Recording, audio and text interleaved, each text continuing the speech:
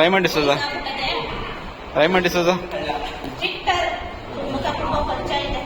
ನನಗೆ ಇನ್ನೊಂದು ಅನುಮಾನ ಇದೆ ಕಣಪ್ಪ, ವಿಕ್ಟೋರಿಯಾ ಏನಬೇಕಪ್ಪ?